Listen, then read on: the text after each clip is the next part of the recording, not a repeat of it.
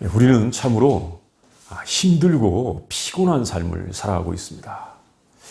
하루가 사실은 피곤합니다. 대부분의 일상이 그렇습니다. 그래서 그런지 텔레비전에 이 광고를 봐도 약 광고가 유달리 많은데 이제 피로 회복 이런 말이죠. 피로 회복, 피로를 때려 부수는 것. 이런 약 광고가 많습니다. 그것은 뭐냐면 그만큼 우리의 삶이 다 피곤한 중에 있다는 것입니다. 누가 이 지치고 힘든 우리를 해방할 수가 있겠습니까? 누가 우리를 해방할 수 있겠습니까? 이 지치고 힘든 삶에서. 사실 이것은 어떻게 보면 높은 차원의 질문인 것입니다. 질문하고 싶어도 그런 걸 질문하지 마. 그냥 이렇게 사는 거야. 인생이 그런 거야. 언제 피곤한 줄 알아? RIP, Rest in Peace. 언제 씁니까? 공동묘지에 가면 비석에 RIP, Rest in Peace. 여기서 편히 쉬어라. 그것만이 너를 해방할 것이다. 이렇게 사람들이 생각하기도 합니다. 그냥 우리의 삶이 피곤하다, 힘들다, 이런 삶이라고 생각하고 있는 것입니다. 그런데 이 문제에 대하여 아주 중요한 답을 주시는 분이 있습니다. 예수님께서 이 답을 주셨습니다. 본문이 주시는 말씀을 보도록 하겠습니다. 첫 번째, 우리에게 쉼, 안식을 주시는 분이 있습니다. 예수님입니다. 예수님께서 이렇게 말씀하셨습니다. 수고하고 무거운 짐진아들아 다 내게로 오라. 내가 너희를 쉬게 하리라. 이 말씀은 대단한 말씀입니다. 우리 인류가 현재 처한 상황에서 가장 획기적인 부르심입니다. 내가 너희를 쉬게 하리라. 참 모든 사람들에게 이 쉼이 필요한 것 같습니다. 왜냐하면 우리는 쉼을 통하여 새로운 생명력을 얻게 되는 것입니다. 그리스도 신화에도 쉼을 얻지 못하고 계속 무거운 돌을 산 정상을 향하여 들어 올리는 그런 상태를 가리켜서 형벌이라고 합니다. 쉼을 얻지 못하고 뭔가를 계속 일을 해야 되는 상태의 형벌입니다. 우리의 상황이 그렇듯이 모든 사람들이 수고하고 무거운 짐을 지고 있습니다. 이 수고하고 무거운 짐을 진 것은 옛날에 참 먹고 살기 위하여 힘든 노동을 했던 옛날만의 상황은 아닌 것 같습니다. 오늘날에도 많은 사람들이 무거운 짐을 지고 수고하고 있습니다. 참 지금은 기기가 많이 발달했다 하지만 수고하고 있습니다. 외적으로는 풍성하게 보이는 사람도 그 내면을 보면 지쳐 있습니다. 이 땅 삶 자체가 그렇다는 말이 맞는 것 같기도 합니다. 그런데 이렇게 힘들고 지친 것은 많은 사람들에게 많은 시종을 거느리고 신화를 거느리고 이 수종을 받았던 그 솔로몬 왕도 마찬가지였습니다. 전도서를 작성한 분이 솔로몬 왕인데 전도서 1장 8절에 보면 그분도 이렇게 이미 이야기를 했네요. 한번 찾아볼까요? 전도서 1장 8절 말씀. 모든 만물이 피곤하다는 것을 사람이 말로 다 할 수는 없나니 눈은 보아도 족함이 없고 귀는 들어도 가득 차지 아니하노다. 아니 모든 만물이 다 피곤하다. 사람만이 아니라 심지어 저 소도 또 말도 다 피곤하다는 것이죠. 사람이 다 말로 할 수 없을 정도로 그렇게 피곤하다고 솔로몬 왕이 그렇게 또 전해주기도 합니다. 오늘날도 보면 큰 집에 살면서 그 모계지를 갚기 위해서 힘들어 하기도 합니다. 이 뭔가를 많이 가져야 된다고 하는 것, 이것이 우리를 피곤하게 하는 것입니다. 그리고 앞으로 노보시를 해주는 미래 세상은 괜찮을 것입니다. 라고 생각하기도 할 것입니다. 그런데 그렇지 않을 것 같습니다. 미래 세상도 힘듭니다. 과학과 기술은 발달하지만 과학과 기술이 공짜입니까? 이거 좋은 것 발명했으니까 공짜로 써? 아니죠. 그거 비싸요. 그 값을 치르기 위해서 우리는 또다시 힘든 노동을 해야 됩니다. 그리고 로봇이 일을 한다고 하지만 로봇 때문에 걱정은 더 많아질 것이고, 가만히 보면 로봇은 로봇의 일을 할 것이고 사람은 사람의 일을 하게 될 것입니다. 더 많이 할 수도 있어요. 옛날에 땅을 팔 때 삽으로 파던 걸 한번 생각해 보면 어떻습니까? 오늘날은 삽으로 파지 않고 포크레인이 있어가지고 한 번에 많이 팝니다. 그러면 포크레인으로 한 번에 많이 파면 삽으로 파던 많은 사람들이 쉴 수 있겠구나 생각하는데 쉴 수 있게 되었습니까? 아니죠. 더 많이 파야 됩니다. 이제는 더 많이 파고 더 많이 생산해야 됩니다. 기계가 있기 때문에 사람이 쉬는 것이 아니라 더 많이 생산하고 더 높이 가야 되고, 어떻게 됩니까? 이렇게 더 많은 것, 이걸 생각합니다. 그래서 사람들의 일은 똑같아졌고 또 이 비용을 치르기 위하여 항상 더 많이 일을 하게 되는 것입니다. 이런 우리의 상황에서 예수님께서 말씀하셨습니다. 다 내게로 오라. 내가 너희를 쉬게 하리라. 엄청난 초청입니다. 내가 너희를 쉬게 하리라. 이 말씀 속에는 야, 왜 이렇게 힘들게 사느냐라고 하는 질문도 들어 있습니다. 참 지치지 않게, 힘들지 않게 살 수 있는 길이 있는데 왜 그렇게 힘들게 살고 있느냐라고 질문하신 것 같습니다. 예수님께서는 어떻게 하실 수 있기 때문에 우리에게 이렇게 말씀하셨을까요? 이제부터는 내가 너희를 다 해줄 것이다. 너희는 푹 쉬어라. 그렇게 말씀하셨나요? 그건 아닙니다. 그 답이 본문에 있습니다. 주님께서는 29절과 30절에서 이렇게 말씀하셨습니다. 나는 마음이 온유하고 겸손하니 나의 멍에를 메고 내게 배우라. 그리하면 너희 마음이 쉼을 얻으리니 이는 내 멍에는 쉽고 내 짐은 가벼움이라. 나의 멍에를 메고 내게 배우라. 예수님의 멍에를 메고 예수님께 배우라고 말씀하셨습니다. 멍에가 무엇인 줄 다 잘 아실 것입니다. 그 동물들 이 목에 딱 걸어놓고는, 또 노예에게도 걸어놨다고 하네요. 걸어놓고는 부리는 것입니다. 여기 나온 이 멍에라는 말은 멍에라는 말로도 활용되었고 또는 한쪽에서는 저울이라는 말도 활용되었습니다. 예수님께서는 사람이나 짐승에게 있는 멍에를 없애주신다고 하신 말씀이 아닙니다. 멍에를 바꿔라는 것입니다. 멍에를 바꿔라.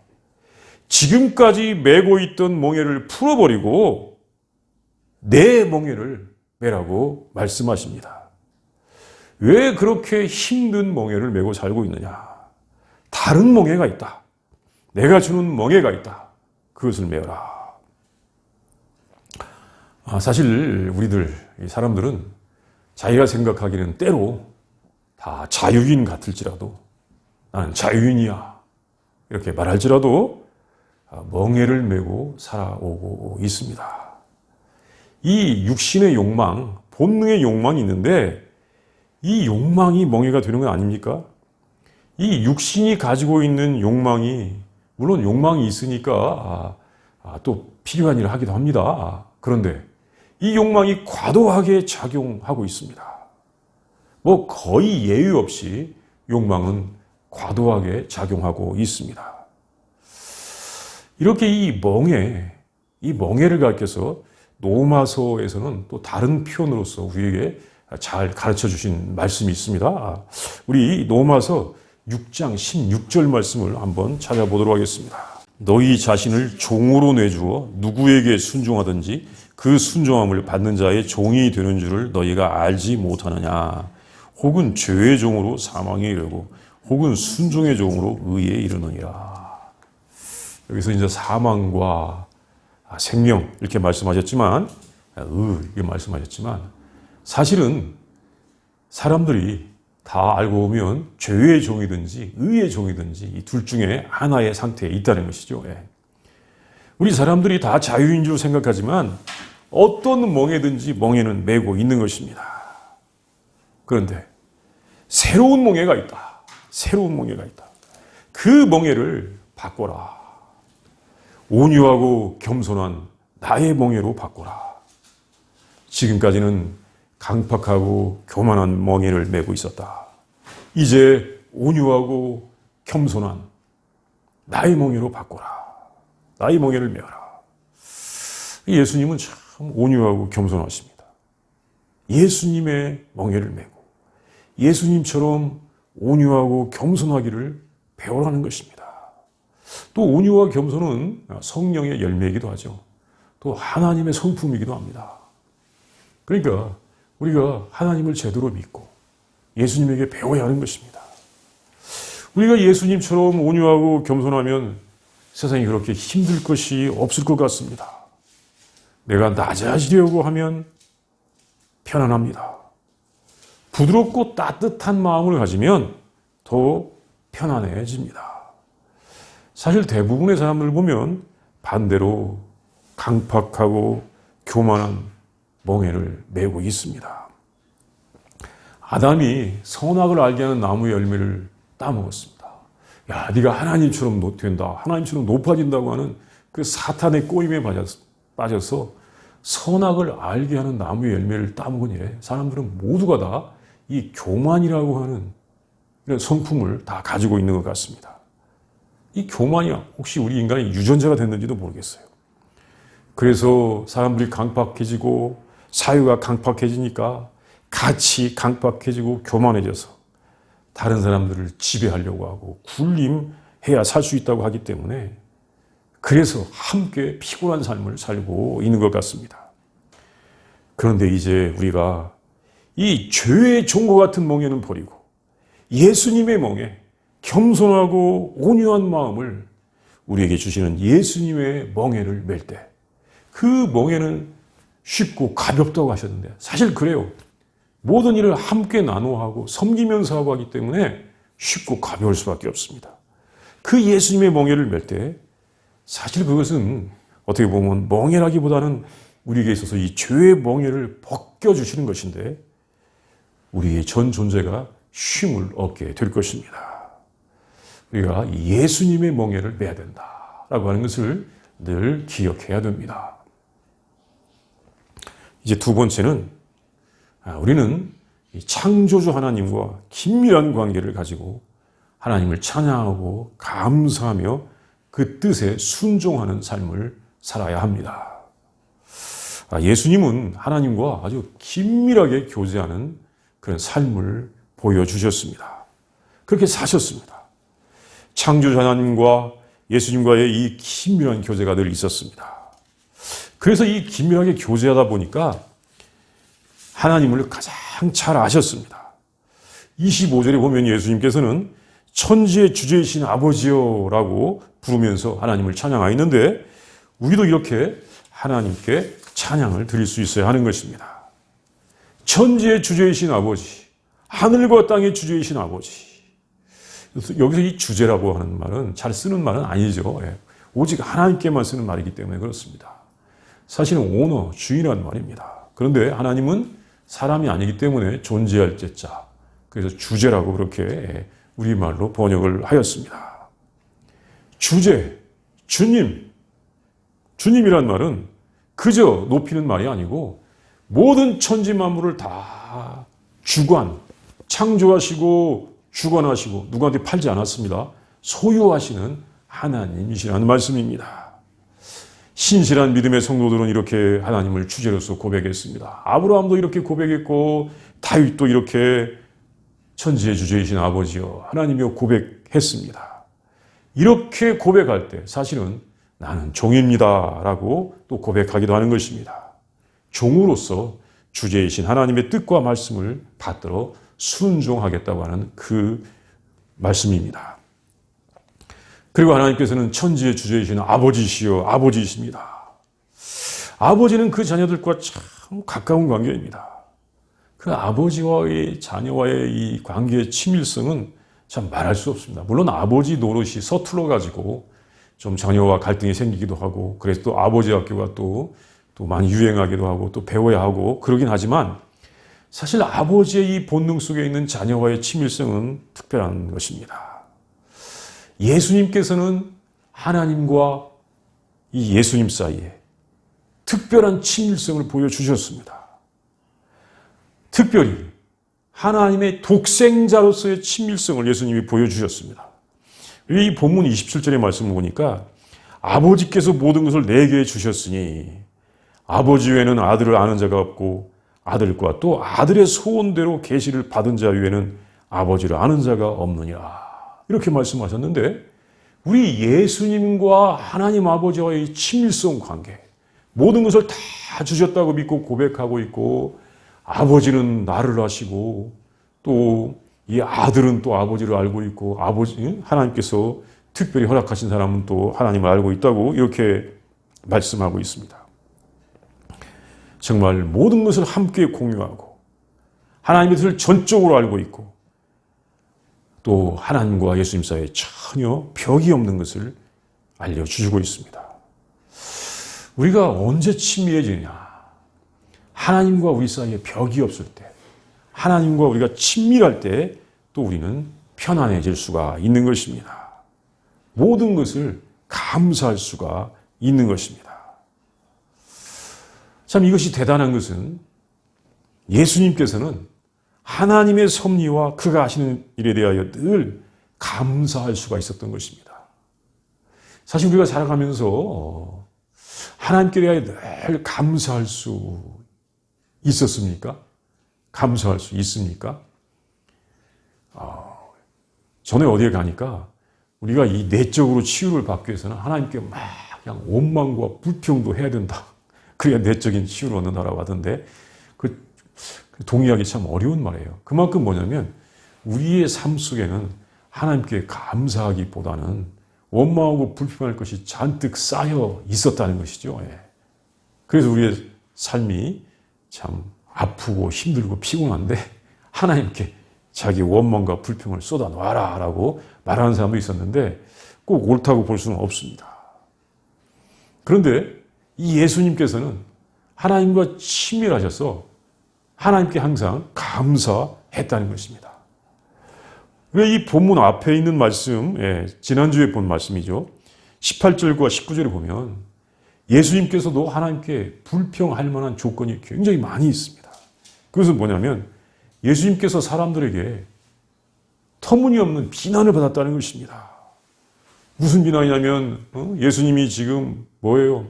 이 먹기를 탐하고 포도주를 즐기는 자다. 술 주정뱅이다. 이런 비난을 받았습니다. 또 예수님께서 상당히 인정하셨던 세례 요한도 그 사람 귀신 들렸다라고 하는 비난을 받았습니다. 세례 요한도 예수님도 정말 열과 성을 다해서 성심껏 하나님 나라를 전하고 있었는데 많은 사람들을 사랑하고 하나님 나라를 선포하고 있었는데 사람들이 하나님 나라를 받아들이고 하나님께 순종하고 하나님께 영광을 돌리기보다는 세례 요한도 귀신 들렸다고 비난하고 예수님께 대해서는 저 먹기를 탐하는 탐식하는 사람, 저 술 주정뱅이, 세리와 죄인의 친구야 라고 하면서 저런 사람이 어떻게 우리를 구할 수 있어 라고 이렇게 비난을 했던 것입니다. 배척을 받았습니다. 사실 우리가 살다 보면 우리의 자존감이 좀 높아갈수록 누군가 우리에게 약간의 비난을 하면 우리 마음이 상하지 않습니까? 안 상해야 되는데 그냥 쉽게 넘겨야 되는데 그러지 않을 때도 있습니다. 예수님께서 지금 헌신 최선 다 하고 계셨어요. 사실은 정말 예수님 헌신 최선 다 하셨습니다. 그럼에도 불구하고 사람들은 예수님께 대하여 비난하고 비판하였습니다. 그런데도 예수님께서는 하나님께서 막힌 일을 하면서 하나님께 감사하고 있습니다. 불만이 없었던 것입니다. 하나님께서 하신 일 옳습니다. 아버지여 옳소이다. 하나님 옳습니다. 이것이 예수님의 고백입니다. 사람들이 예수님을 배척할지라도 사람들이 나에게서 멀어져 간다 할지라도 하나님께서 하시는 일은 모든 것이 옳다는 말씀입니다. 정말 예수님은 온유하고 겸손하십니다. 열심히 일하는데 자기 뜻대로 되지 않거나 살다가 힘들면 화를 내고 불평하기 쉬운데 사실 이것은 교만이죠. 교만입니다. 왜냐하면 교만하다는 것은 자기가 주관해야 되고 자기 뜻대로 돼야 된다는 것입니다. 자기가 주인이라는 것입니다. 그런데 주인은 누구입니까? 주제는 누구입니까? 하나님께서 주제이시고 우리 자신들은 종일 뿐입니다. 여기서 사실 또한 쉼이 있습니다. 우리가 이럴 때 쉼을 얻을 수가 있고 평안을 얻을 수가 있는 것입니다. 하나님께서 하시는 일은 옳다. 하나님께서 하시는 일은 모두가 옳다. 내가 비난을 받을지라도 그것은 옳다. 내가 내 뜻대로 되지 않지라도 하나님께서 하신 일은 옳다. 나는 하나님의 사랑을 받는 아들이다. 예수님께서는 하나님의 모든 것을 믿었습니다. 우리가 아버지이신 하나님을 잘 알고 아버지는 나를 잘 안다는 것은 참 이렇게 고백할 수 있을 때 마음의 쉼을 얻는 것입니다. 이 아버지 하나님과의 친밀한 관계를 누리시는 우리들이 되어야 될 것입니다. 이제 세 번째는 하나님의 나라는 소위 지혜 있고 슬기롭다고 하는 사람들에게는 숨겨져 있고 어린아이 같은 사람들에게는 나타나 있습니다. 쉼과 평안, 영생은 어린아이들처럼 받아들여야 하는 것입니다. 예수님께서는 우리들에게 천국을 주시려고 하십니다. 예수님의 사역은 우리들에게 천국을 주시는 것입니다. 영원한 안식, 평안이 있는 천국을 주시는 것입니다. 그래서 우리가 여기서도 천국의 삶을 살고 또 영원히 저 세상에서 천국의 삶을 사는 것입니다. 그 천국은 하나님의 다스림을 받는 것입니다. 우리가 이 천국을 말하면서 천국이 뭐가 좋습니까? 라고 그러면 천국 가면 내 마음대로 할 수 있습니다. 천국 가면 내 소원이 다 이루어집니다. 라고 생각한다면 그 천국입니까? 자기 나라입니까? 그건 천국이 아니죠. 천국은 아버지의 뜻대로 되는 나라가 천국입니다. 하나님의 나라입니다. 예수님께서 여기 보면 이렇게 된 것은 아버지의 뜻이니라 라고 그렇게 고백했습니다. 이렇게 된 것은 아버지의 뜻입니다. 이것이 바로 천국의 뜻, 천국의 모습입니다. 하나님께서 모든 것을 하시고 하나님께서 주관하시는 것을 믿는 곳, 거기가 천국입니다. 이 천국에 쉼이 있습니다. 그런데 그 천국을 누가 봤습니까? 이제 답이 나왔습니다. 누가 봤습니까? 자기가 지혜 있다고 하고 또 자기가 슬기롭다고 생각하고 자기 경험이 많다고 생각하는 사람이 그 천국을 받을 수 있겠습니까? 내 계산대로 돼야 돼. 내 뜻대로 돼야 돼. 내 계획대로 돼야 돼. 이렇게 하면 결코 천국을 받을 수가 없다는 것입니다. 어린아이들이 그 천국을 잘 받아들였습니다. 사실 우리가 이 복음전도 나가서 경험하고 보면 어른들이 예수님을 잘 받아들인 것이 아니라 어린아이들이 예수님을 잘 받아들인 것을 그 경험을 하기도 했었습니다.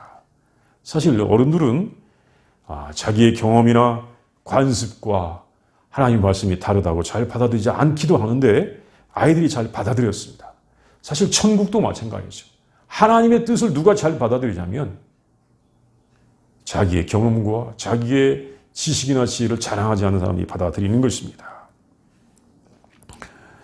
우리가 하나님의 나라를 알 때 거기에 평안이 있는 것입니다. 예수님께서 우리에게 주시는 쉼, 진정한 쉼은 지혜가 있다고 생각하고 또 새로운 과학과 기술을 발명하거나 발전시켜서 얻는 쉼이 아닙니다. 이것은 근본적인 쉼이 될 수가 없습니다. 이것은 여전히 옛 멍에를 메고 사는 것입니다. 중요한 것은 새로운 멍에, 예수님의 멍에로 바꾸고 온유와 겸손한 마음을 가져야 하면서 그래서 하나님께서 하시는 일은 무조건 옳습니다 라고 그렇게 인정하고 하나님을 찬양할 수 있어야 하는 것입니다. 여기에 참으로 쉼이 있는 것입니다. 우리는 겸손과 온유에 늘 새로운 멍에를 매는 노력을 해야 할 것입니다. 참 이러기 위하여 주님에게 잘 배우는 우리들이 되어야 할 것입니다. 자, 이 시간 우리 함께 기도합니다. 먼저 묵상합니다. 자, 우리 주님께서 우리에게 말씀하시는데 너희는 내 멍에를 메고 나에게 배우라 라고 말씀하셨는데 주님께서 말씀하실 때 내 목에 있는 멍에가 보이고 그 멍에가 풀어지면서 겸손과 온유의 새로운 멍에가 메어지는 것이 보입니다. 우리 그것을 한번 상상해 보도록 하겠습니다.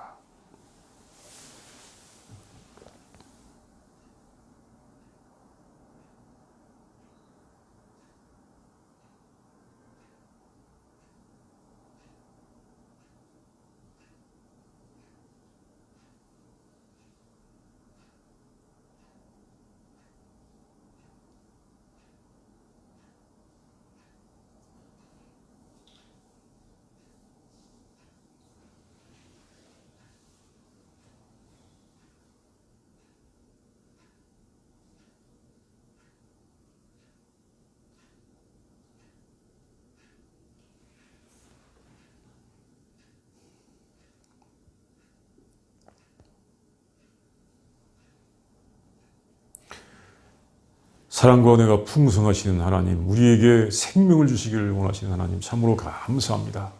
예수님을 보내셔서 이 피곤하고 지치고 힘든 인생들에게 참 평안을 위한 말씀을 주시니 진심으로 감사합니다. 하나님, 우리 하나님께서 쉼을 주시기 위하여 세상을 창조하셨고 안식일을 주셨지만 우리가 진정한 쉼을 누리고 있지 못하였을 때 우리 예수님께서 오셔서 우리에게 참 안식과 평안에 이르는 길을 알려주시니 진심으로 감사합니다.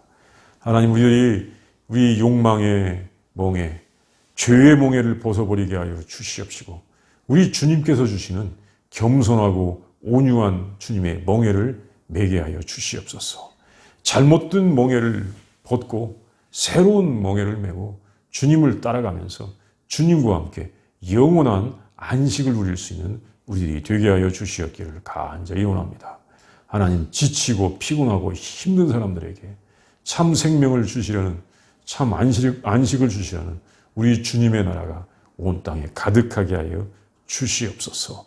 예수님의 이름으로 기도합니다. 아멘.